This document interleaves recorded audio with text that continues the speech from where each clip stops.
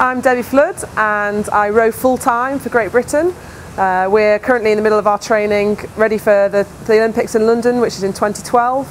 That's our main focus for the moment, and it's going to be here before we know it.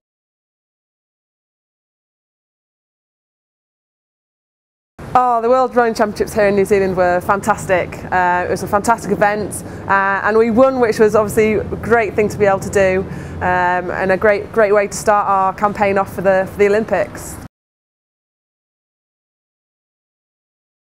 I got into rowing seemingly by chance. I loved sport at school. As a youngster, I tried everything at school and really had a passion for just getting out there, getting outside and doing some sport.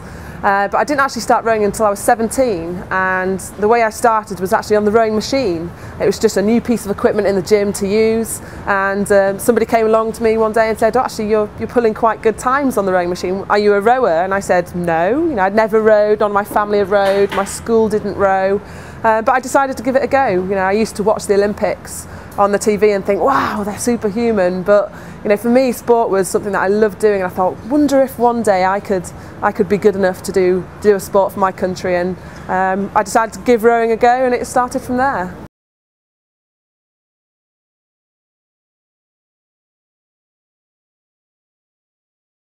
For me, the heart of it is that God's given me the ability to be able to row, to have the gifts to be able to do that, and to be able to push myself that far. And for me, that's where I feel that God wants me in my life, as a witness there. And from the rowing, I've had many opportunities to do other things, and so many doors have been opened through being a rower that have led me to do other things that I feel like God's led me to do as well.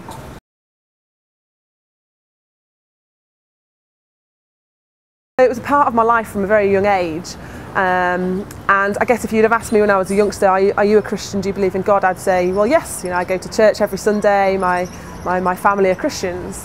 But it wasn't really until I was in my later teens, when I was 15, that I actually joined a youth group and started to really take in and take on board what being a Christian meant, and started to understand who Jesus was, and realised that just because I went to church with my family were Christians didn't automatically make me a Christian, and that it was something I had to choose for myself and make a decision that I wanted to ask Jesus into my life. And I did that when I was 15, and I guess I would say that was the beginning of my journey with God. And from there, I think I've been growing slowly along the way, and continue to do so, continue to learn, continue to grow as a Christian and grow closer to God.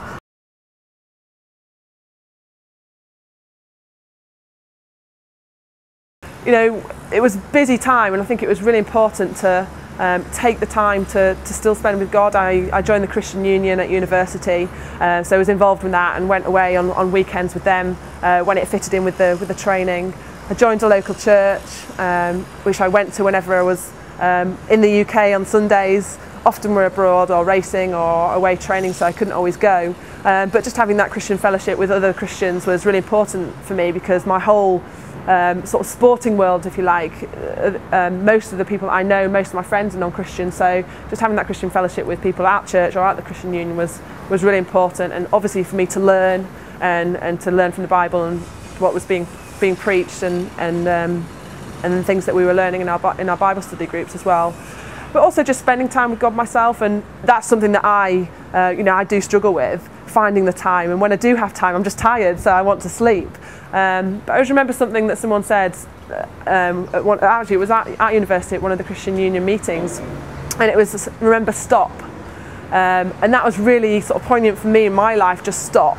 So it was S, just say sorry for the things that maybe you haven't done right, or things that not going to be pleasing God. T for thank you, thanking God for everything He's given you, the opportunities, the life, the great friends, the positives that you've got around you. O, praying for others, and then P, personal. Just a really simple, stop what you're doing, even if it's just 2 minutes, 5 minutes, 10 minutes, whatever it might be, and take some time to spend with God, to speak and to listen.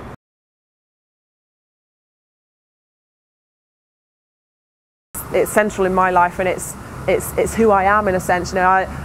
I'm not a rower. For me, I'm a Christian. That comes first and foremost. I always remember Steve Redgrave saying, "Higher, faster, stronger." The Olympic motto becomes your existence, and I always just think, yes, to some extent it does, because you have to strive high, you have to train hard, you have to become the highest, the fastest, strongest to be selected in the first place. But as a Christian, that that comes first in my life. God is the first thing, and if anything challenged that, in terms of trying to be higher, faster, stronger, then God is my priority, and I would always come back to that. To achieve anything at a high level in a sport, yes, you've got to have that desire and that dedication, that passion. But and sometimes it's hard to have that motivation, but always come back to God. The fact that you've got the abilities and the gifts that you have, really use them to glorify God. And being a Christian in the sports world, it's not always easy. But we have Christians in sport within the UK. We have the motto, which is pray, play, say. So pray, obviously, spend that time with God. Play your sport. And then if you get opportunities, speak of what you do, and openly be Christian, be a Christian, known as. And none of us are perfect, but it's about the way we try and live and what we believe. And